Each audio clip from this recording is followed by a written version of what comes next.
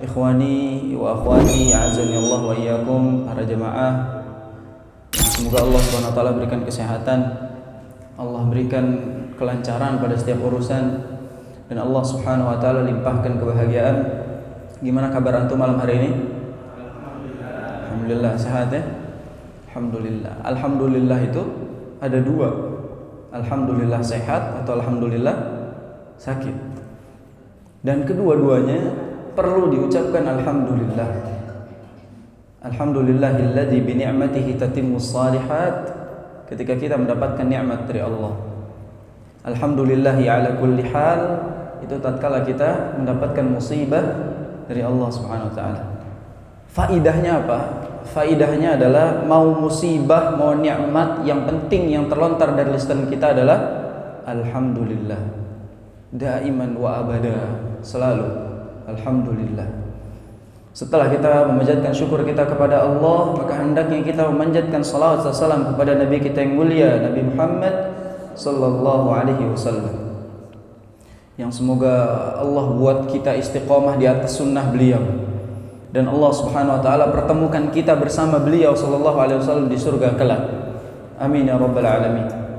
Kita rindu kepada beliau, kita cinta kepada beliau, dan cinta kita kepada beliau mesti didasari dengan amalan kita, melaksanakan sunnah beliau sallallahu alaihi wasallam, dan rindu kita juga mesti didasari oleh amalan kita, menjalankan sunnah Nabi sallallahu alaihi wasallam. Karena rindu dan cinta tanpa bukti itu tak ada arti, tak ada maknanya. Maka kalau kita mengaku rindu dan cinta kepada Nabi sallallahu alaihi wasallam, maka amalkan sunnah-sunnah beliau sallallahu alaihi wasallam. Ya hibbai jami'an, para jamaah yang semoga Allah SWT berikan kesehatan malam hari ini. Senang rasanya malam hari ini kita bisa berkumpul, berjumpa dengan anak-anak muda, bahkan bukan hanya anak muda, Masya Allah. Ya, ada anak muda dan yang pernah muda gitu. Masya Allah.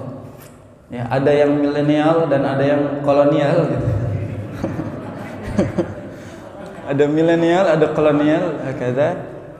Naam. Tapi tenang, karena kita nanti di dalam surganya Allah Subhanahu wa taala itu akan dalam keadaan muda semuanya. Kabar gembira, karena tidak ada yang tua di surganya Allah. Nanti di surga itu semuanya isinya anak muda, semuanya anak muda.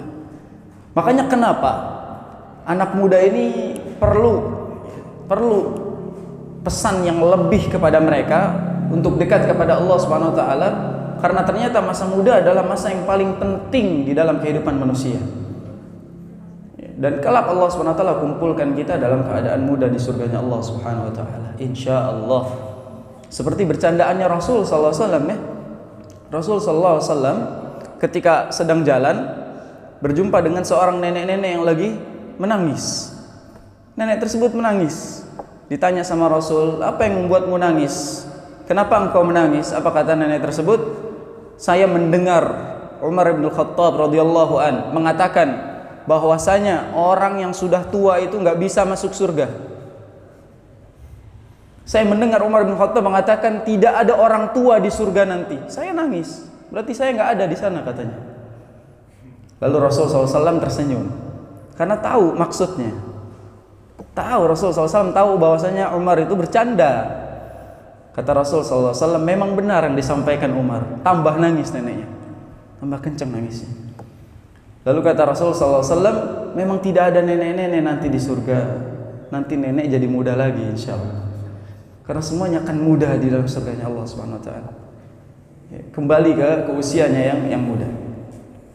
Maka ya hibbai azanillahu wa iyyakum, malam hari ini insyaallah kita akan membahas satu tema yang menarik, yang mestinya menjadi nasihat terbaik bagi kita, menjadi tamparan keras bagi kita, dan menjadi ibrah yang bisa kita bawa pulang untuk melanjutkan kehidupan selanjutnya. Yaitu tema kita apa?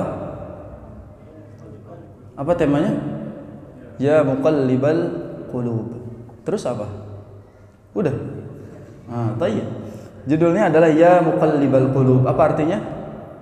Wahai zat yang membolak-balikan hati. Baik, al-qulub di dalam bahasa Arab ya, yang barusan belajar bahasa Arab ya. Ini jamak dari kata qalbun. Pakai qa, lam terus ba. Qalbun. Pakai qa bukan pakai ka. Karena kalau pakai ka, kalbun artinya apa? Anjing. Kalbun artinya anjing. Makanya sering kita lihat ya acara siraman kalbu. Ini siraman apa ini? Ya? Yang benar siraman kalbu atau siraman kolbu?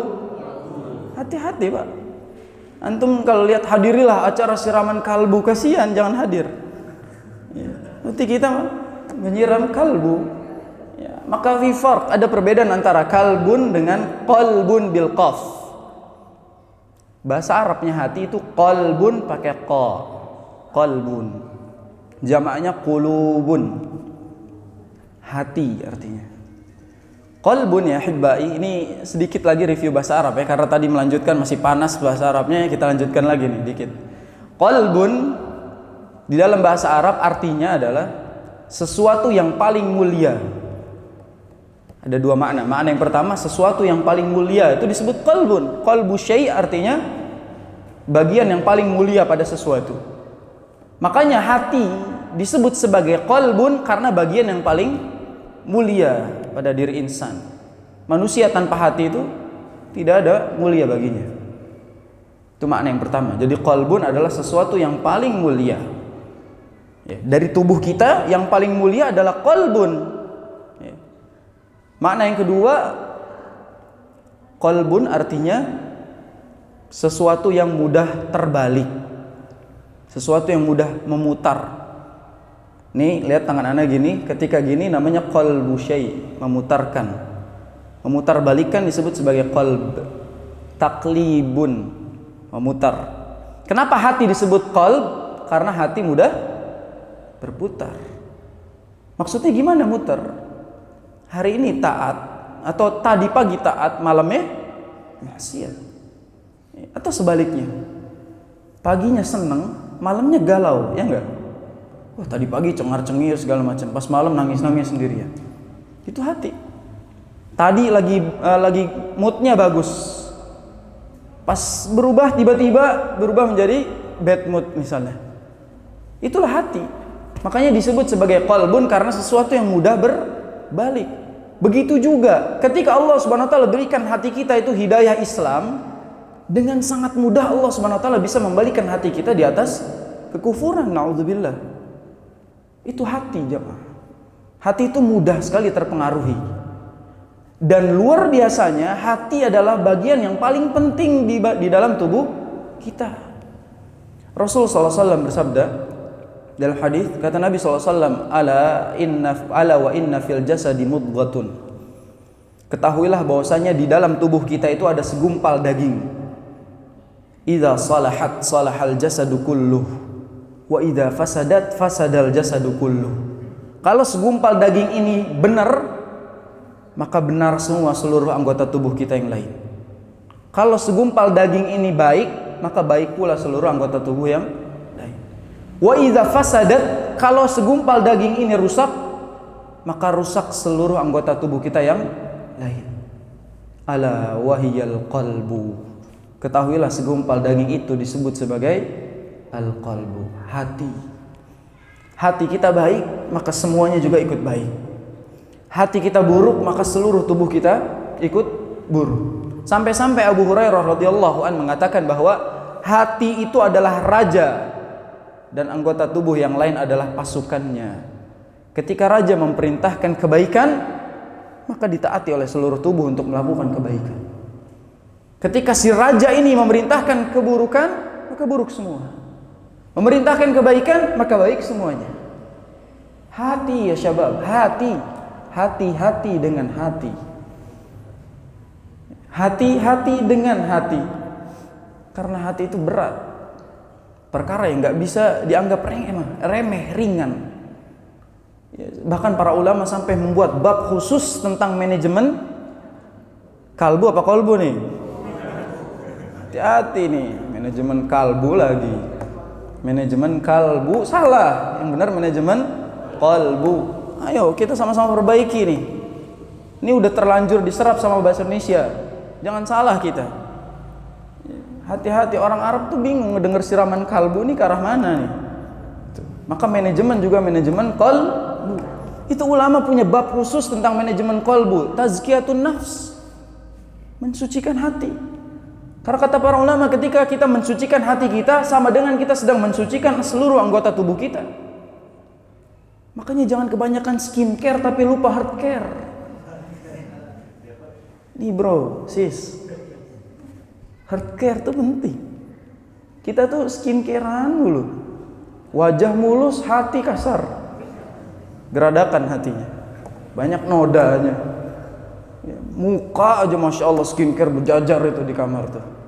Ganti produk ini, produk itu, produk ini. Hati nggak dicek. Mendingan mana? Wajah mulus, hati geradakan. Hati mulus, wajah geradakan. Mending mana? Dua-duanya mulus, bener. Antum mau yang nggak begitu konsepnya ya. Hati mulus, wajah mulus, hakaza gitu. Innallaha jamil yuhibbul jamal. Allah itu maha indah, maka Allah mencintai keindahan. Maka dalam hal ini ya hibai, heart care itu di dalam agama kita sangat penting.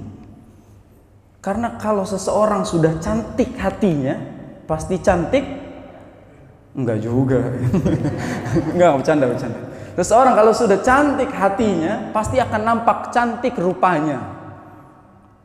Walaupun kita nggak bisa melihat hatinya, tapi dari sikapnya itu akan membuat kita jadi tertarik sama dia. Gitu. Seseorang itu dinilai baik, memiliki kualitas, itu dari mana? Dari hatinya. Tapi apakah kita tahu gimana hatinya? Tidak. Tapi dari perilaku dan perkataannya. Ya, makanya kadang-kadang ya, saking luar biasanya kita melihat hati ini, para akhwat ketika disuruh, ayo dong pakai hijab, ana mah udah hijaban hatinya.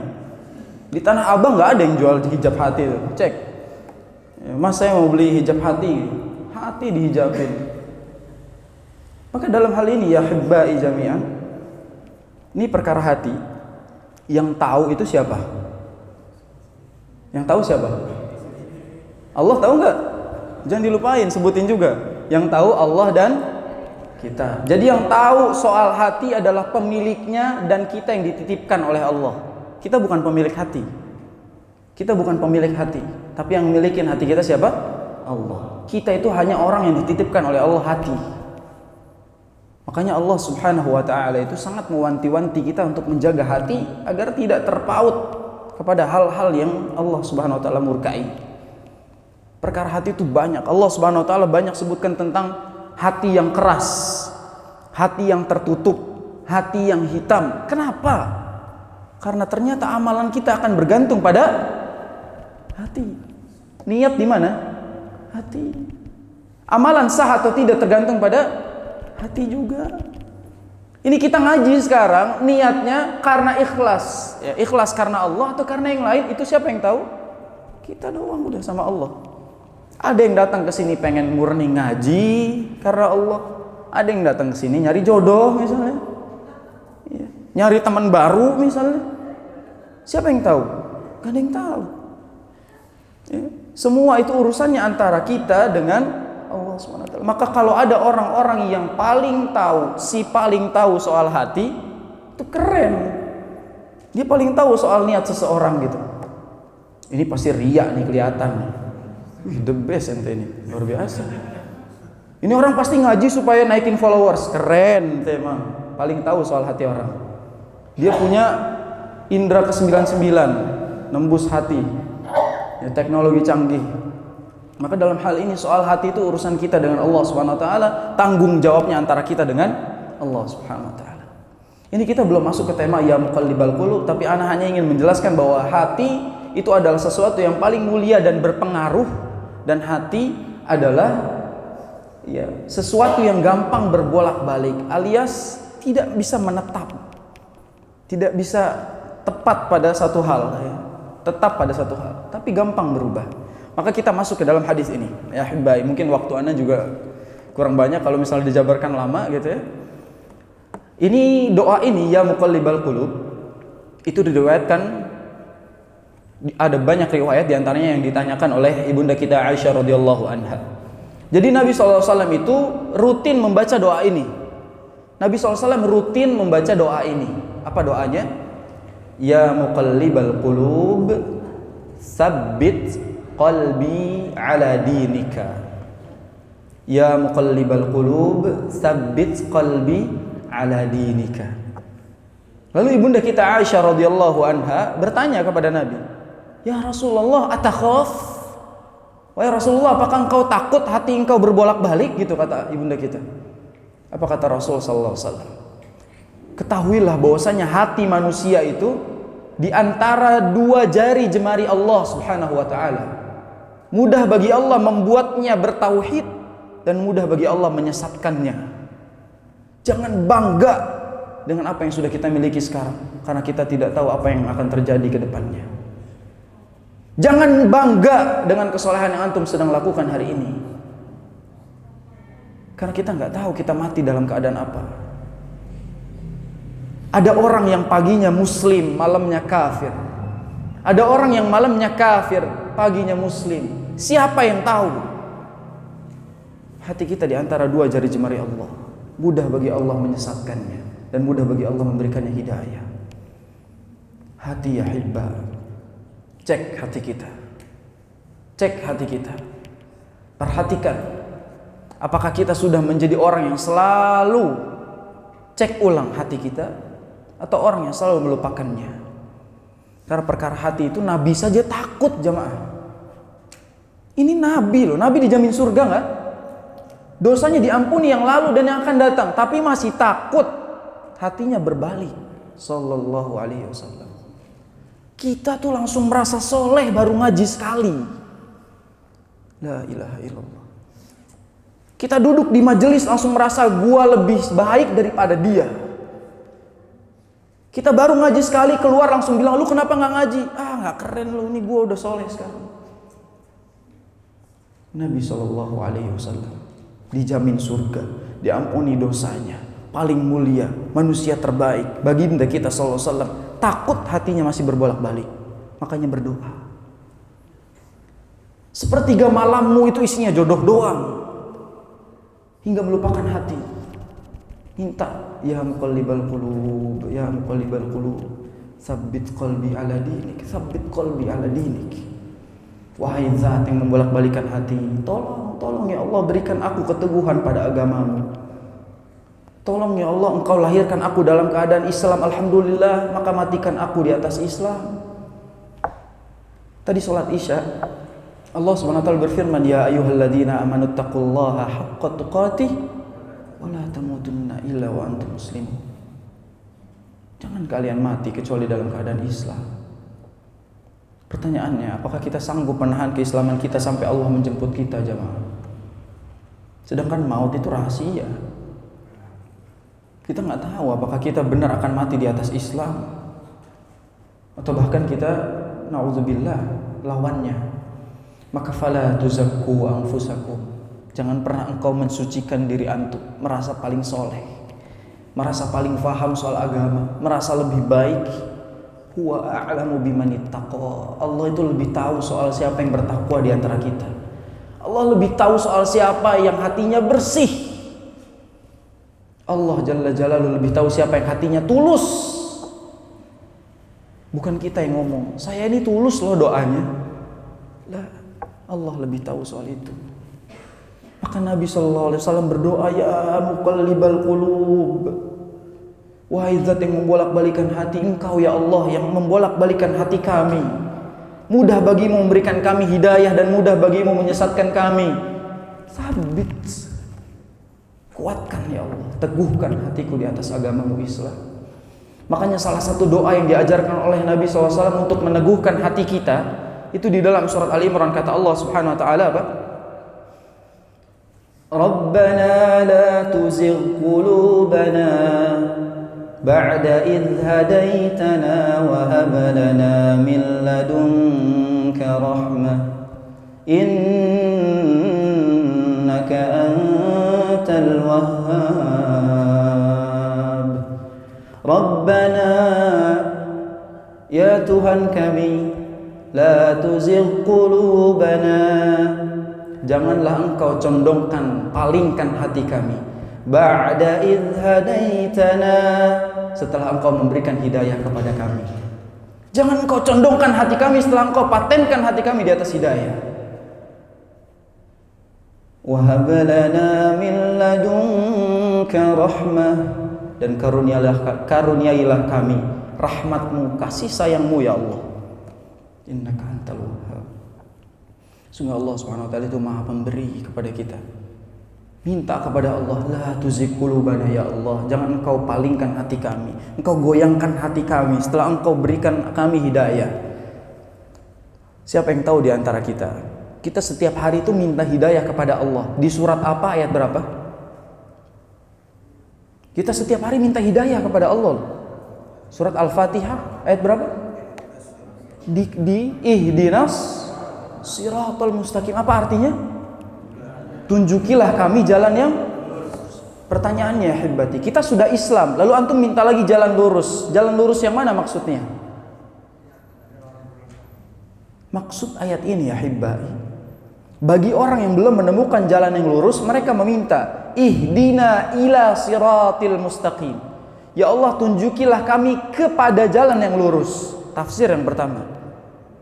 Tafsir yang kedua, ihdina ala siratil mustaqim.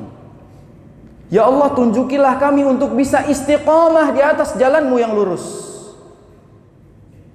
Berapa banyak orang di antara kita yang merasa kalau sudah Islam cukup, tidak minta lagi hidayah kepada Allah.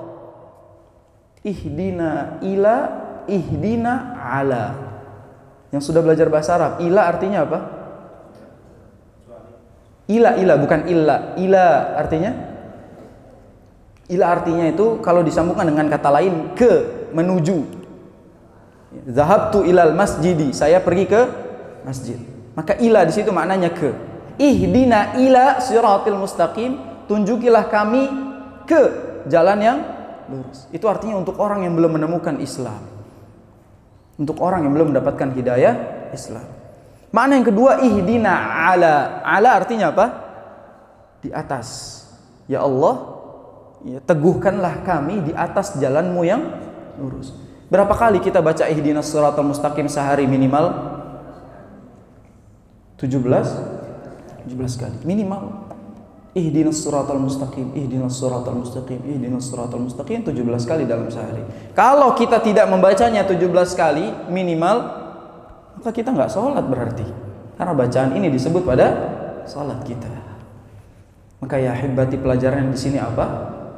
Ternyata Allah itu ingin kita itu terus meminta diarahkan kepada petunjuknya. Ternyata Allah Subhanahu wa taala itu merindukan kita menemukan jalan lurusnya. Allah menginginkan seluruh manusia itu berada di jalannya yang lurus. Bagi kita yang belum menemukan, cari dan minta. Bagi kita yang sudah menemukan, minta agar Allah pertahankan kita di atasnya, agar kita tidak berpaling ke kanan dan ke kiri.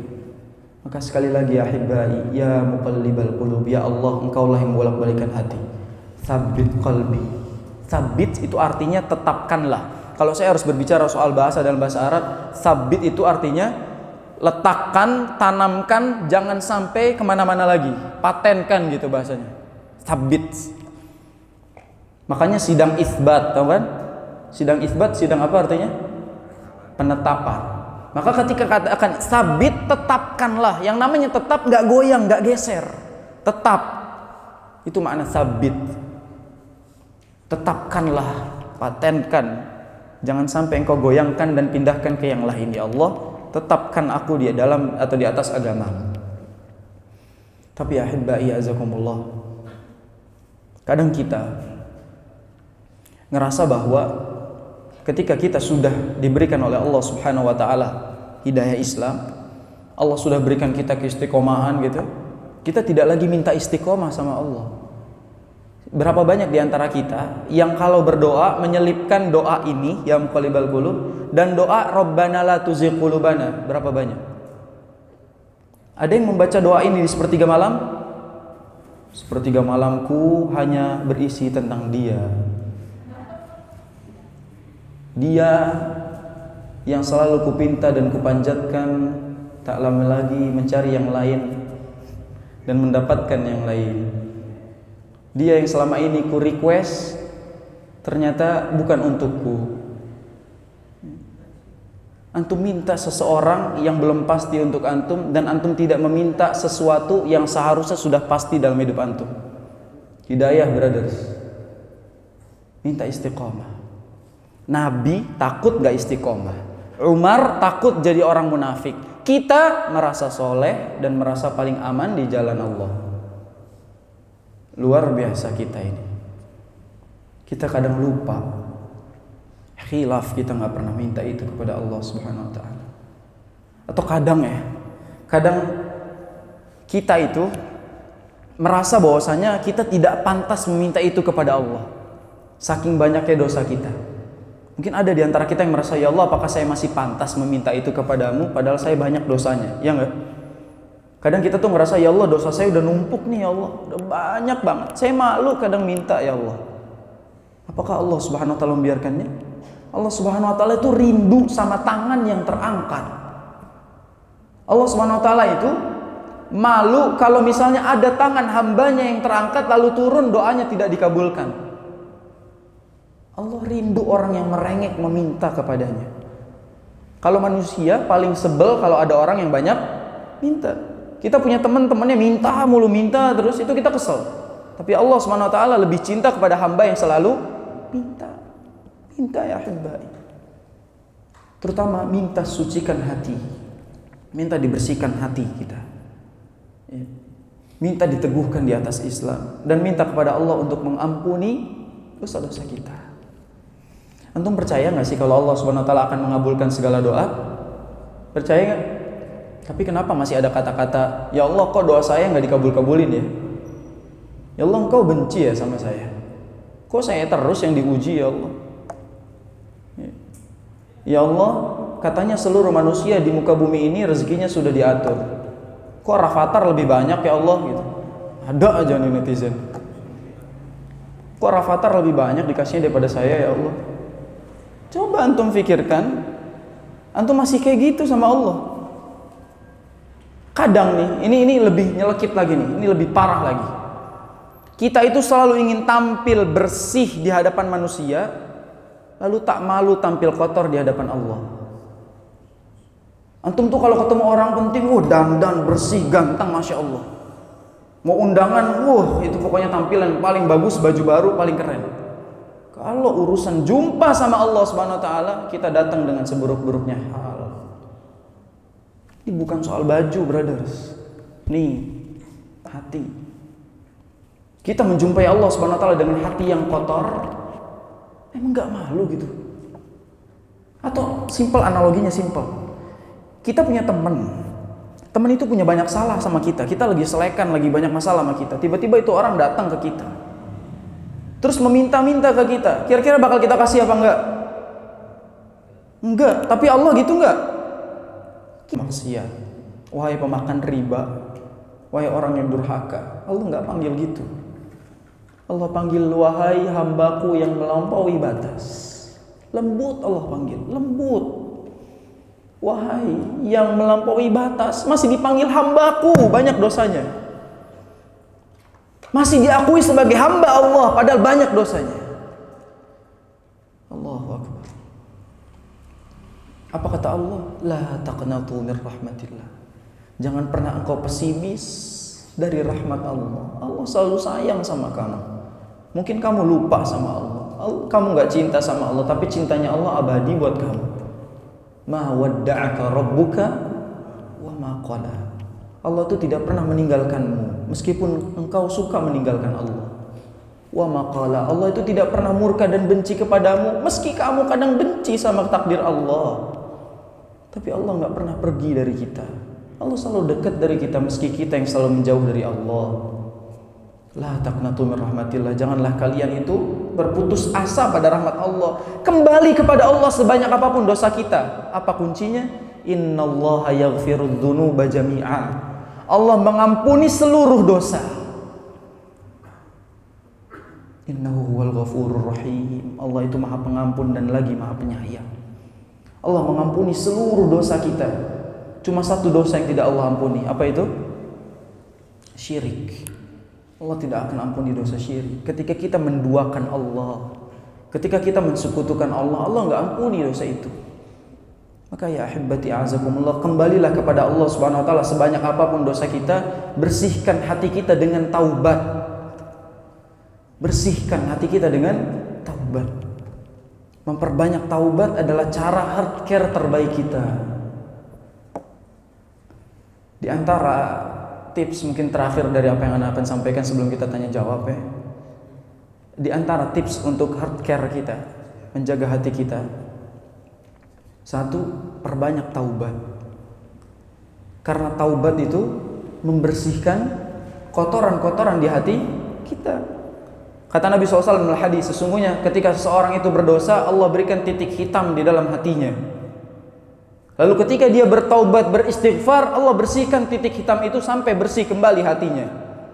Maka cara membersihkan dan merawat hati kita yang pertama adalah perbanyak taubat. Kapan kita taubat? Saat kita berdosa. Kapan kita minta maaf? Saat kita salah, bukan saat lebaran.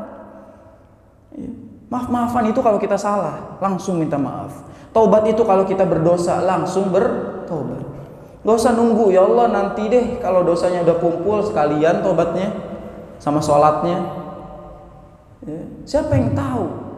Sa'atubu ghadan, dan ternyata dia tidak Allah kembalikan di dunia ini. Ada seorang hamba yang memiliki mimpi, aku akan taubat di esok hari, padahal esok tidak Allah berikan kepadanya. Keburu kembali kepada Allah Subhanahu wa taala, dia belum sempat bertaubat. Maka detik ini perbanyak istighfar kepada Allah Subhanahu wa taala. Rasul SAW istighfar berapa kali? Minimal 100 kali. Rasul SAW itu minimal istighfar 100 kali. Kita berapa kali hari ini? Aduh, baru hari ini lagi Ustaz. Ini barusan ana istighfar nih. Baru ingat. Barusan ana istighfar. Itu pun lafaznya masih salah. Astagfirullah lagi. Pakai gha, astaghfirullah. Ya. Astagfirullah itu kebiasaan kita tuh. Pakai ka, astagfirullah.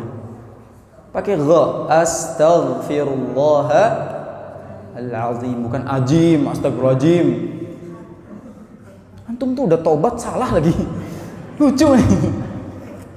Ya Allah ampuni dosa saya, kepelitak lagi ngomong kepleset masih. Bahaya ini. Udah istighfar masih salah juga gitu. Bukan salah sikapnya, istighfarnya yang salah gitu. Astaghfirullahalazim. Jangan disingkat astajim. Ini anak muda nih malas benar. Kalau komen astajim diganti astaga katanya. Ini singkatan astagfirullahalazim. Siapa yang bilang? Udah tobat disingkat salah lagi. Aduh. Terbaik memang kita ini. Astaghfirullahalazim. Astaghfirullahalazim. Astaghfirullahalazim wa atubu ilaihi. Aku meminta ampun kepadamu, ya Allah yang Maha Agung, dan aku bertobat kepadamu. Nabi SAW yang dijamin surga, diampuni seluruh dosanya, masih istighfar 100 kali minimal sehari. Kita yang belum dijamin masuk surga, mestinya lebih banyak atau lebih sedikit? Kenyataannya apa? Itu kerennya kita. Ya, berikan aplaus yang keras buat kita sendiri gitu ya. Masya Allah, segitu pedenya kita. Ya. Maka ya hibbati nastaghfirullahalazim wa natubu ilaihi. Perbanyak istighfar, taubat itu healthcare kita yang pertama. Kata Allah SWT apa? Ya ayyuhalladzina amanu tubu ilallah, tubu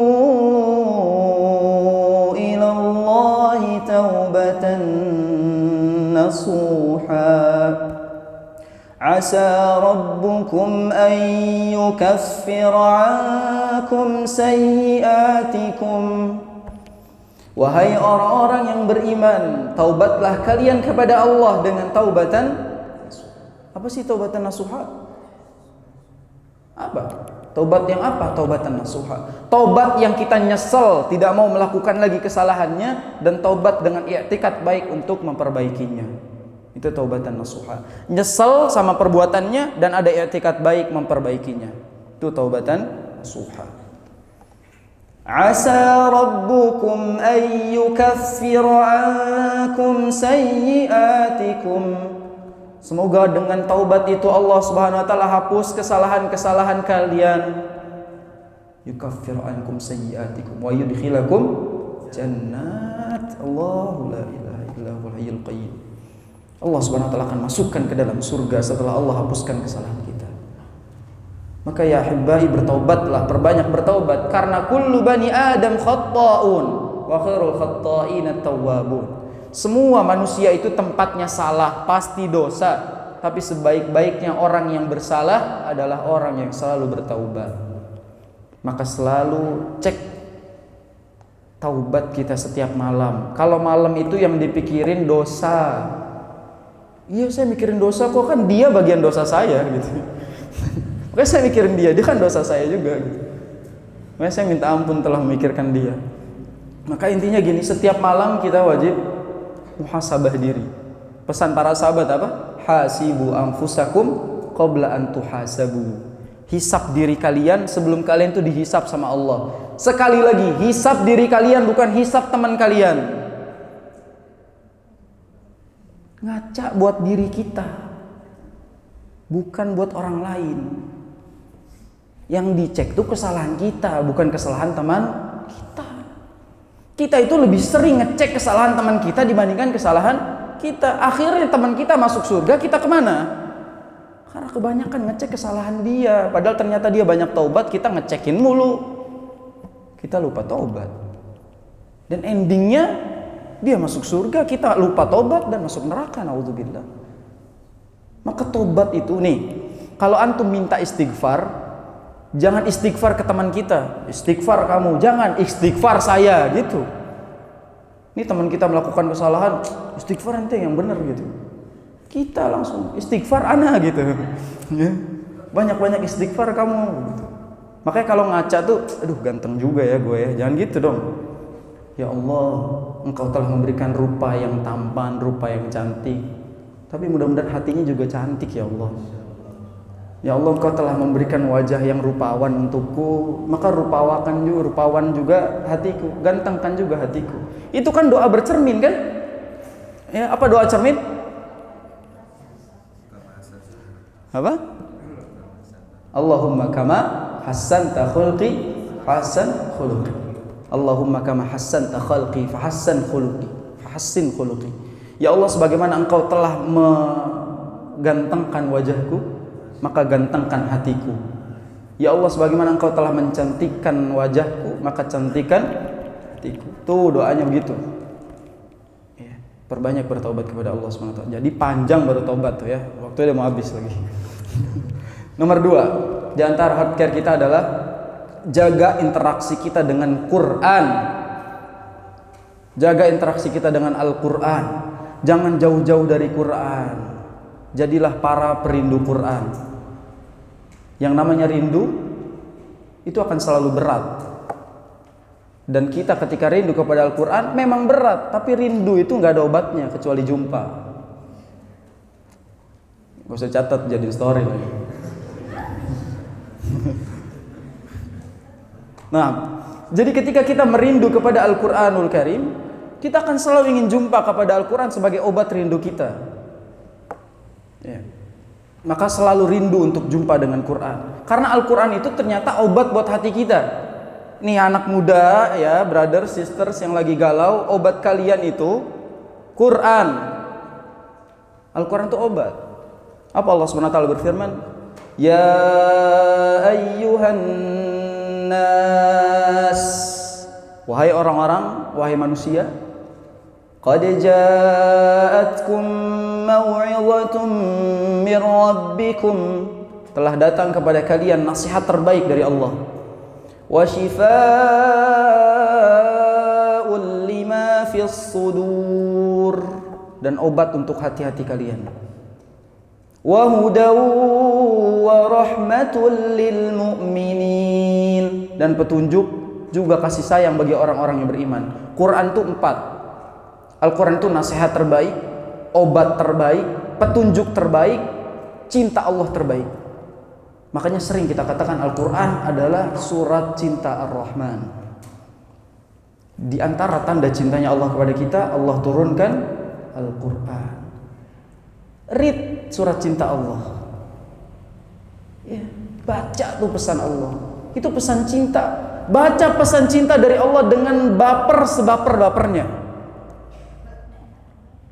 Jangan kebalik. Ketika kita baca surat cinta dari insan yang mana cintanya penuh dusta, penuh bualan, penuh gombalan, ya. Tapi cintanya Allah itu asli, murni, tulus, tapi nggak pernah kita baca. Quran surat cinta Allah SWT. Dan Quran itu obat buat hati kita. Makanya kata Allah SWT apa? Ala bidzikrillahi tatma'innul qulub. Hanya dengan mengingat Allah, hanya dengan kembali kepada Al-Quran, maka hati kita menjadi tenang, tentram. Kalau lagi galau, ditemenin lagu galau, makin galau apa sembuh galaunya? Situ nyari penyakit baru namanya. Betul galau, nyetel lagu galau. Katanya mau sembuh galaunya, nyetelnya lagu galau. Tidur kagak, nangis iya. Lupa kagak, besok minta balikan. Masalah ini anak muda nih ya. Bahaya nih kalau udah ngomong kayak ginian. Malam minggu lagi. Emang ini makin malam makin bahaya malam minggu nih ya. Jadi obat kita wahai anak muda adalah tapi jangan melulu kembali kepada Al-Quran saat sakit. Jangan melulu kembali ke Quran tuh kalau lagi galau. Pokoknya kalau lagi galau yang gua ingat cuma Quran. Keren sih, tapi kalau senang ingat apa? Jangan hanya kembali kepada Al-Quran saat kita sedih saja, tapi kembalilah kepada Al-Quran selalu. Makanya tipsnya adalah jaga interaksi kita dengan Al-Quran. Karena hanya hati para pemuda yang dipenuhi dengan ayat-ayat Quran yang tidak pernah galau.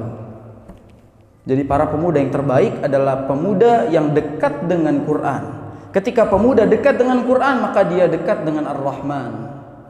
Kalau seorang pemuda sudah dekat dengan Ar-Rahman, maka dia idaman. Catat tuh yang barusan. Jadi kalau mau cari yang idaman, yang dekat sama, catat tuh. Kalau jauh dari Quran, gak usah dideketin. Ini Quran masih aneh, masih Iqra 4 ya. Ta'arufnya 10. Allahu Akbar. Ditanya, hafalan antum sudah berapa? Alhamdulillah. Berapa? Alhamdulillah. Itu doang yang hafal. Alhamdulillahirabbil alamin doang. Gak ada lagi. Anas kebolak-balik, Al-Kafirun muter-muter anak. Gak ada lakum dinukum waliyadin anak dari tadi. Itu aja yang anak punya gitu. Karena anak akan membawa anak antum ya dibawa kasih sayang Allah katanya. Ente aja gak sayang sama Allah gitu. Jauh dari Al-Quran. Maka pemuda yang idaman adalah pemuda yang hatinya dipenuhi Al-Quran. Karena ketika dia dekat dengan Al-Quran, dia dekat dengan Ar-Rahman. Beres sudah. Jadi kriteria yang paling besar harus kepada Quran. Cek dekat nggak sama Qurannya. Kalau di kantongnya tuh Qurannya ada tuh ya, nggak ada tuh kelihatan, nggak ada idaman. Kalau di kantongnya ada Quran, di lisannya kalau murojaah Quran ya, dan dia itu selalu mendekatkan dirinya untuk mempelajari Quran, itu dia orang-orang yang spesial di hadapan Allah. Apapun, bukan hanya soal pasangan, apapun spesial mereka. Mereka adalah keluarga Allah Subhanahu wa taala, ahlullah wa khassatuh. Keluarganya Allah dan yang paling spesial buat Allah. Yang satu tadi apa? Cara hardcare, perbanyak taubat. Kedua, dekati interaksi atau jaga interaksi kita dengan, terakhir, doa. Kan tadi Nabi SAW selalu berdoa dengan doa ini, tema kita. Ya muqallibal qulub, tsabbit qalbi ala dinik. Di riwayat lain, ya musarrifal qulub, sarrif qulubana ala ta'atik. Sarrif qalbi ala ta'atik. Ya Allah yang membolak-balikan hati, palingkan hati saya ke dalam ketaatan kepadamu. Condongkan saya untuk selalu taat kepadamu. Maka yang terakhir adalah doa. Karena hidayah adalah hadiah. Hidayah adalah hadiah. Dan Allah tidak memberikan hadiah kepada seluruh hambanya, melainkan hamba-hamba pilihannya saja. Maka minta hadiah tersebut dari Allah Subhanahu wa taala.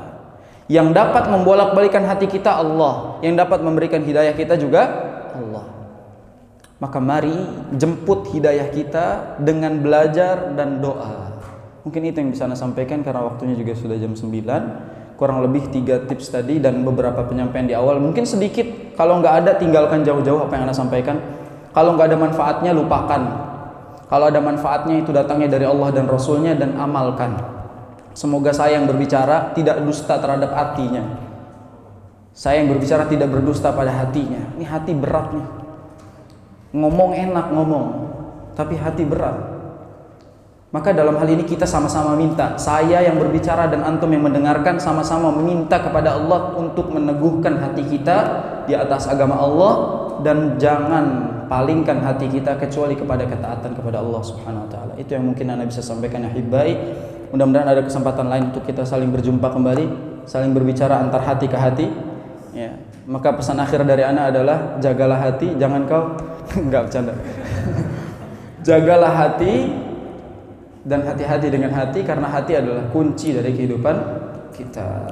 Itu aja mungkin yang bisa Ana sampaikan malam hari ini. Mungkin ada sesi tanya jawab ya. 1 atau 2 soal saja. Kalau masih ada pertanyaan, kalau tidak maka kita cukupkan. Baik, tafadhalu kalau ada pertanyaan. Nah, ada yang mau bertanya? Bertanya ya, bukan curhat ya. Curhat.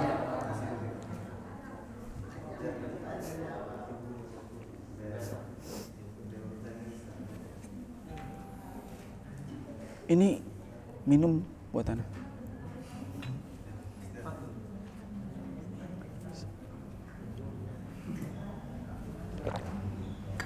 Alhamdulillah, tidak ada yang tanya ya? Tidak ada yang tanya, kita tutup. Kalau mau pakai tulisan boleh tulisannya, tapi dioper, jangan dilempar ya. Ditimpuk lagi. Ada? Alhamdulillah. Makin gak ada yang bertanya, makin senang. Al-Imam Syafi'i itu gak senang ditanya. Makanya Al-Imam Syafi'i ketika ditanya pernah jawab 10 pertanyaan, dijawab wallahu a'lam semuanya. 10 pertanyaan dijawab wallahu a'lam, wallahu a'lam, wallahu a'lam, wallahu a'lam, wallahu a'lam. Makanya kita kalau lagi ujian A, B, C, D harusnya D itu wallahu a'lam ya.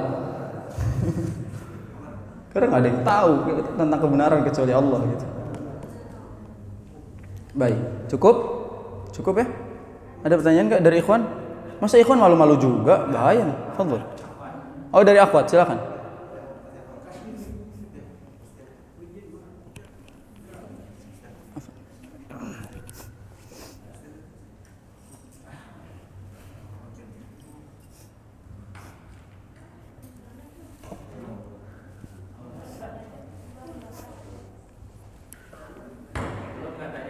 Tulisan aja.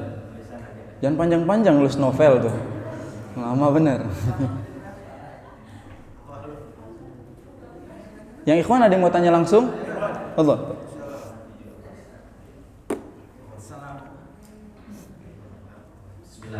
Assalamualaikum warahmatullahi wabarakatuh. Assalamualaikum warahmatullahi wabarakatuh. Ustaz mau nanya tip-tip biar istiqomah menghadapi akhir zaman begini, gimana caranya Ustaz? Itu aja Ustaz. Masya Allah, Masya Allah. Tips istiqamah menghadapi akhir zaman. Memangnya sekarang akhir zaman ya? Kata siapa? Kata siapa? Akhir zaman. Kita hidup di akhir zaman. Kata siapa emang? Berarti udah dekat kiamat ya? Kok kita bisa mengatakan kita akhir zaman? Jawabannya memang akhir zaman. Selamanya akan tetap akhir zaman.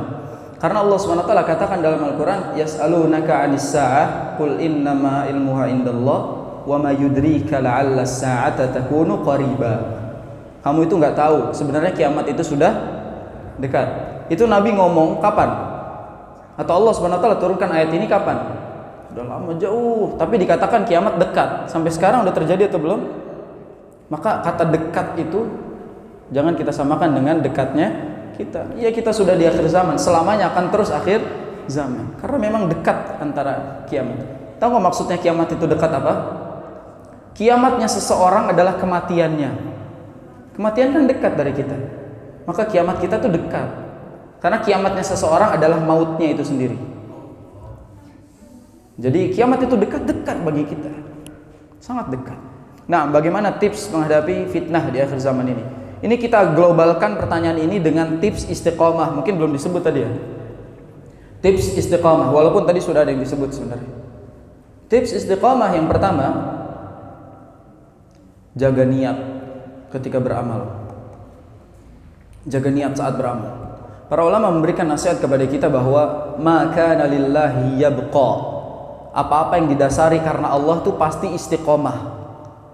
Salat karena Allah, ngaji karena Allah. Jangan dibagus-bagusin karena ada calon mertua di belakang. Nggak boleh. Jangan jadi imam bacaannya suaranya dibagus-bagusin karena ada akhwat di belakang. Nggak boleh. Pastikan semua niat ibadah kita karena Allah, karena innamal a'malu, Masya Allah, hafal hadisnya. Terusnya Anda baru sampai situ aja. Itu juga hafalnya bin niatnya doang. Depannya apa tadi? Innamal a'malu bin niyyat wa innamal likulli imri'in ma nawa. Faman kanat hijratuhu ila Allah wa rasulih fahijratuhu ila Allah wa rasulih. Wa man kanat hijratuhu lidunya yusibuha aw imra'atin yankihuha fahijratuhu ila ma hajara ilaih. Kata Nabi SAW, tadi terjemahannya di bawah, sudah lihat? Nabi SAW katakan sesungguhnya niat itu, amalan itu tergantung pada niatnya. Dan hasil atau pahala yang kita dapatkan tergantung dari apa yang kita niatkan. Lalu Nabi berikan contoh dua hal. Ada orang yang niat hijrah karena Allah dan Rasulnya, maka dia dapat ridho Allah. Ada orang yang hijrahnya itu, beramalnya itu karena dunia. Dia pengen mendapatkan dunia, harta gitu. Atau karena wanita yang ingin dinikahinya. Ini dikhususkan loh. Jadi seolah-olah Nabi itu ingin mengatakan bahwa soal wanita ini yang digarisbawahi. Kan masalah laki-laki itu tiga. Harta, tahta, wanita. Kalau nggak berebut harta, pasti berebut tahta. Pasti juga berebut wanita. Soal tiga tak ini, ya, maka Nabi SAW sudah jelaskan, kalau kita beramal karena tiga tak, maka kita akan mendapatkannya, namun tidak dengan ridho Allah. Tapi kalau kita mencari ridho Allah, dapat ridhonya, insya Allah dapat tiga taknya. Gitu konsepnya. Makanya Syekhul Islam Ibnu Taimiyah rahimahullah mengatakan, ma lam yakul lahu la yanfa'u wa la yadum. Kalau beribadah itu enggak ikhlas, amalannya enggak manfaat, enggak istiqomah. Pastikan antum kajian kayak gini tuh karena Allah, jangan karena lain. Ya. Kalau misal karena yang lain, saat orang itu nggak hadir, dia nggak hadir juga di sini. Karena orang itu misalnya, aduh, karena saya itu ngaji karena si dia. Pas si dia nggak hadir, maka dia juga nggak hadir. Pastikan karena Allah, supaya istiqomah ngaji antum. Belajar bahasa Arab karena siapa? Allah, supaya istiqomah bahasa Arabnya. Ya. Semuanya mesti kita niatkan karena Allah Subhanahu Wa Taala.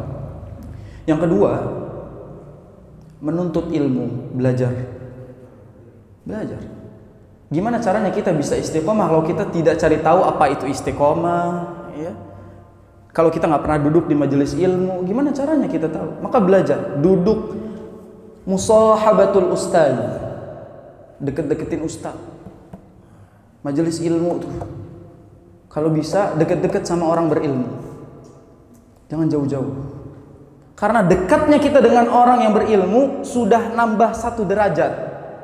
Dekat sama orang soleh itu nambah derajat kita meskipun kita tidak soleh kan. Kita ngumpul sama para penghafal Quran, meskipun kita baru hafal Al-Kafirun, tetap dibilang, Masya Allah hafidh Quran semua di sini. Masya Allah. Padahal Alhamdulillah saya Al-Kafirun saja gitu. Tapi ya tetap diakui penghafal Quran karena berteman dengan orang yang soleh. Maka ini pentingnya bermajelis ilmu, berkumpul bersama orang-orang yang minatnya besar kepada ilmu. Kata Imam Syafi'i, hayatul fata wallahi bil ilmi wat tuqa. Hidupnya seorang pemuda dengan ilmu dan takwa. Sekali lagi, hidupnya seorang pemuda dengan ilmu dan takwa. Lalu kata beliau, kalau tidak ada keduanya, maka takbirilah 4 kali untuknya. Salat yang takbirnya 4 kali apa? Salat jenazah. Jadi kalau ada pemuda yang hidupnya tanpa ilmu dan takwa, mari kita salatkan. Maka hiduplah di atas ilmu dan takwa, karena hidupnya seorang pemuda itu sebab keduanya, bukan karena good looking dan good rekeningnya, tapi karena dia itu punya ilmu dan bertakwa kepada Allah SWT. Maka bermajelis ilmu, sering-sering ngajinya, rajin datang ke masjidnya, dekati ustaz, dekati para ulama, insya Allah Allah kasih keistiqomahan. Yang ketiga, diantara tips istiqomah juga adalah, kalau kita ingin istiqomah, sebenarnya sudah disinggung yang ketiga, cari teman yang soleh. Cari teman yang soleh. Tadi kan yang pertama jaga niat, yang kedua bermajelis ilmu, yang ketiga cari teman yang soleh. Akhwat, cari teman soleh atau teman solehah? Hati-hati. Ikhwan, cari teman soleh atau solehah? Masya Allah. Hati-hati. Yang ikhwan, yang jomblo, ikhwan jomblowiun, bujang hidin, bujang hidat, rahimakumullah. Jangan berteman yang soleh, bertemanlah dengan yang soleh. Jangan ana tuh berteman sama dia karena ana ingin istiqomah. Ya Allah, istiqomah apanya ya? Maka yang soleh berteman dengan yang soleh berteman dengan yang soleh. Antum mungkin akan katakan, ana nggak soleh, apakah ana pantas berteman sama dia? Yang tahu soleh atau tidak siapa? Allah. Udah temenan sama orang-orang baik yang rajin sholatnya, sering ngaji, temenan sama mereka. Kenapa istiqomah temenan sama mereka? Karena kalau kita lagi melenceng, siapa yang ngingetin? Mereka. Mereka alarm kita. Kita butuh teman yang bawel ngingetin kita. Karena as-sahibus sahib, teman itu sifatnya menarik. Yang keempat dan terakhir adalah, sekali lagi yang tadi sudah disebutkan, berdoa. Minta doa istiqomah. Apa contoh doa istiqomah? Ya muqallibal qulub tadi. Rabbana la tuzigh qulubana tadi. Itu adalah doa meminta keistiqomahan kepada Allah. 4 tips saja, mudah-mudahan bermanfaat, dan kurang lebihnya mohon dimaafkan. Nah, baik, cukup. Ada pertanyaan tadi? Fadhil, Pak. Assalamualaikum warahmatullahi wabarakatuh. Waalaikumsalam. Tolong minta penjelasannya di dalam surat Maryam ayat 96 yang berbunyinya, sesungguhnya orang-orang yang beriman dan mengerjakan kebaikan, kelak Allah yang Maha Pengasih akan Maha Penyayang akan menanamkan rasa kasih sayang dalam hati mereka. Nah, Masya Allah, ini ayat yang agung ya jemaah. Kelak Allah SWT akan memberikan kasih sayang kepada hamba-hambanya beriman dan bertakwa. Maksudnya adalah satu-satunya persahabatan, satu-satunya kekeluargaan, satu-satunya ikatan yang abadi hanya ikatan ketakwaan kepada Allah. Ikatan kekeluargaan bisa putus karena duit, ya. Ikatan persaudaraan juga bisa putus kalau soal sudah menghadapi kematian. Allah SWT berikan gambaran apa? Yauma yafirrul mar'u min akhihi. Terus wa ummihi wa abihi wa sahibatihi wa banihi likulli imri'in minhum yawma idzin sya'nun yughni. Satu-satunya ikatan yang abadi sampai kelak berjumpa dengan Allah adalah ikatan keimanan kita. Makanya kalau kita berteman, bersaudara karena Allah, nanti di surga bisa saling tolong. Sudah masuk surga bisa memberikan syafaat temannya yang di neraka, dan seterusnya. Makanya yang akan kekal di hadapan Allah kelak hanya keimanan dan takwa kita kepada Allah. Fahada wallahu a'lam. Sekali lagi, nah itu yang mungkin Anda pahami, Pak. Barakallahu fikum. Jadi banyak ya, Anda minta 2 pertanyaan tadi. Oke. Ini kalau Anda pilih 1, ngambek nggak nih yang belakang nih? Ini ada 3 nih. Oh, kalau bisa 3 kenapa 1 ya gitu. Pertanyaannya ya syabab. Ya salam. Ini pertanyaannya ada 3, tapi baik, Anda akan jawab secara singkat saja insyaallah. Yang pertama, bagaimana kita tetap jaga hati ketika kita sedang marah? Masya Allah, panjang lagi ya syabab. Bagaimana caranya menjaga hati kita ketika kita sedang marah? Nabi SAW katakan dalam hadis riwayat Bukhari dan Muslim.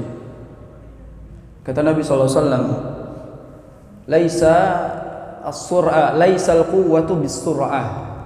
Sungguhnya kekuatan itu tidak dinilai dari kekuatan dia saat berantem, berkelahi dan bergulat.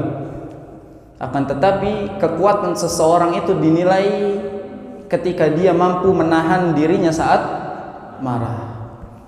Jadi abang jago yang sejati, jagoan yang sejati, bukan orang yang sering menguppercut orang lain, tapi orang yang bisa menahan dirinya saat marah. Makanya Allah Subhanahu wa taala katakan, alladzina yunfiquna fis sarra'i wad dharra wal kadhiminal ghaidh. Orang-orang yang mampu menahan amarahnya, wal afina 'anil nas, dan mudah memaafkan orang lain. Maka cara menjaga hati saat kita marah, tipsnya singkat saja. Satu, berta'awud. Baca a'udzubillahi minasyaitonirrajim. Karena marah adalah bara api yang dibakar oleh syaitan, kata Nabi. Jadi baca ta'awudz, a'udzubillahi minasyaitonirrajim saat marah. Atau misalnya teman kita marah, bacain ta'awudz juga nggak apa-apa. Teman kita marah-marah sama kita, bacain a'udzubillahi minasyaitonirrajim sambil pegang jidatnya. A'udzubillahi minasyaitonirrajim. Keluar ente, keluar. Itu yang pertama. Yang kedua, kalau marahnya berdiri maka duduk. Kalau kita sedang duduk maka berbaring. Kalau misalnya sudah berbaring masih juga emosi maka berwudu. Itu yang terakhir. Kalau berwudu masih panas juga, mari sama-sama kita guyur jamaah. Susah benar disuruhnya ini. Udah wudu masih panas juga. Karena syaitan itu ketika marah membakarkan bara api di hati kita. Itu kata Nabi. Maka cara mengademkannya dengan wudu. Nggak bisa wudu, kita guyur aja biar cepat. Kayak kucing lagi berantem, pasti diguyur ya. Beres nggak tuh? Temen antum berantem susah dibilangin, mari kita semprot aja, cabut gitu. Padahal hal ini kalau lagi emosi, tahan, karena sebaik-baiknya manusia itu yang dapat menahan emosinya. Apakah sabar ada batasnya? Enggak ada. Kata siapa? Sabar ada batasnya. Kapan? Mati. Sabar ada batasnya, mati. Emang antum kalau udah mati masih sabar juga? Enggak. Jadi sabar ada batasnya, ada. Kapan? Mati. Saya udah nggak sabar lagi, ya udah mati. Beres. Susah bener hidup gitu. Antum hidup udah ngerasa susah, nyusahin orang lagi. Ngomong lagi, kesabaran itu ada batasnya. Antum bilang benar, mati batasnya. Nabi aja yang ujiannya lebih besar dari kita, sabarnya kuat. Kita yang ujiannya kecil, tapi ngeluhnya besar, storynya panjang, Insta storynya, titik-titik. Kalau udah lagi marah tuh. Maka ya ahibbai, itulah tips ketika kita sedang marah. Wallahu a'lam. Pertanyaan berikutnya. Ada ucapan pemuda yang dekat dengan Al-Quran adalah itu yang harus diutamakan. Jika kita sedang ta'aruf, wah siap-siap. Kemudian di sisi lain ternyata seorang tersebut belum bisa baca Al-Quran. Ini bukan antum kan ya? Antum semua udah bisa ya? InsyaAllah. Apakah itu bisa dipertimbangkan dan bagaimana cara untuk menolaknya? Ya Allah. Atau terus mencoba dengan syarat ingin belajar. Itu kembali kepada hati anti sekalian. Hati antunna sekalian. Kalau misalnya cocok, maka belajar bareng. Tapi kalau nggak mau susah, kalau nggak mau ribet ya, cari yang sudah bisa baca. Nanti kalau ngimamin anti baca apa kalau nggak bisa baca Quran? Ini apa namanya? Keadaan kayak pandemi seperti ini tuh muji laki-laki ya. Taraweh di rumah, ya nggak? Imam dong, nggak pernah baca Quran suruh imam kulhu lagi, trikul, kul a'udzu birabbil falaq, kul a'udzu binnas, kul huwallahu. Itu aja 1 sampai hari ke-30 Ramadan tuh. Salat itu lagi. Allah. Kalau dapat suami yang punya hafalan kan enak. Hari pertama juz 1, hari kedua juz, hari ketiga nggak taraweh, capek. Sehari sejuz, ya kan? Iyalah, capek lah. Maka saran anak kembali kepada hati anti sendiri. Cek. Kalau anti melihat ada sisi kebaikan pada si laki-laki itu, dia pengen belajar, kelihatan ada kesungguhan hatinya pengen belajar. Belajar Quran bukan karena anti tapi. Jangan nih ada laki-laki ngajak ta'aruf belum bisa baca Quran, tiba-tiba jadi ngaji gara-gara cewek ini, jangan. Lupakan udah. Cari yang lain. Masih banyak laki-laki. Di sini Masya Allah yang jomblo-jomblo ini. Insya Allah. Yang jomblo ya, yang tidak jomblo mohon maaf. Tidak ada kesempatan kedua. Nah, itu mungkin jawabannya. Jadi istikharah lah. Istikharah itu ya, bukan menyerahkan dua pilihan. Ini kesalahan kita nih. Kita kalau istikharah ada A dan B, terus kita serahkan, ya Allah, saya nggak tahu deh mau yang A atau B. Lalu diminta kepada Allah. Bukan itu caranya. Istikharah itu adalah meyakinkan sesuatu yang sudah kita pilih. Contoh, ada A sama B, hati kita selalu condong ke A, tapi takut salah. Ini istikharah namanya. Minta kepada Allah, ya Allah, apakah benar pilihan saya si A? Kalau jawabannya A, lanjutkan dengan A. Kalau jawabannya B, maka cari yang C lebih baik. Nah, itu mungkin jawaban Anda kurang lebih. Allah. Bagaimana menyikapi omongan orang terkait memposting sesuatu yang bermanfaat, tapi dibilang aku tuh kalau mau posting kayak gitu takut ria. Nih, perkataan ulama nih. Tidak jadi melakukan sesuatu karena takut ria adalah ria itu sendiri. Sekali lagi, tidak jadi melakukan suatu ibadah karena takut ria adalah ria itu sendiri. Kita nggak jadi melakukan sesuatu karena takut teman kita ngatain kita ria. Berarti antum mengerjakan amalan itu gara-gara siapa? Dia. Maka beramallah murni karena Allah. Ridhon nas ghayatun la tudrak. Ridhonya manusia itu adalah sesuatu yang tidak akan bisa kita gapai selamanya. Antum soleh dihujat, antum maksiat dihujat derajat, ditambah hujatnya, tambah dihujat. Maka mau apapun tetap dihujat. Kalau antum beribadah karena manusia, maka jangan pernah gantungkan apapun kepada manusia, karena satu-satunya tempat bergantung adalah Allah Subhanahu wa ta'ala. Ya, kalau ada omongan yang seperti itu, nggak usah dengarkan, teruslah berjalan dan biarkan anjing menggonggong. Kalau kita menggonggong balik, maka kita sama. Kan yang gonggongin anjing balik siapa? Anjing lainnya kan. Terus antum menggonggong dibalik, digonggongin gitu, sama dong. Maka kalau antum orang punya akal, ketika ada yang menggonggong, lanjutkan jalan antum tanpa menghiraukan gonggongan anjing. Kuping kita dua, tangan kita juga dua, tutup dua-duanya, selesai. Go ahead, lanjutkan. Mungkin itu yang bisa saya sampaikan karena sudah terlalu larut malam. Mudah-mudahan bermanfaat. Kurang lebih mohon maaf. Mudah-mudahan Allah Subhanahu wa taala jaga hati kita dan Allah Subhanahu wa taala teguhkan hati kita di atas iman. Allah wafatkan kita di atas Islam. Allah hidupkan kita di atas ketaatan dan wafatkan kita dalam keadaan sebaik-baiknya. Ya Allah, jadikanlah kita para pemuda yang taat ya Allah. Para pemuda yang senantiasa kembali kepadamu ya Rabb. Para pemuda yang selalu mempelajari agamamu ya Rabb. Para pemuda yang dekat dengan Al-Quran. Para pemuda yang selalu betah di majelis ilmu ya Allah. Dan para pemuda yang sangat mencintai kemajuan dan kebangkitan Islam ya Rabbal Alamin. Rabbana atina fid dunya hasanah wa fil akhirati hasanah wa qina adzabannar. Closing doa ana dalam sekali makna ini. Allahumma ja'alna min ahlil Qur'an. Allahumma ja'alna min ahlil Qur'an.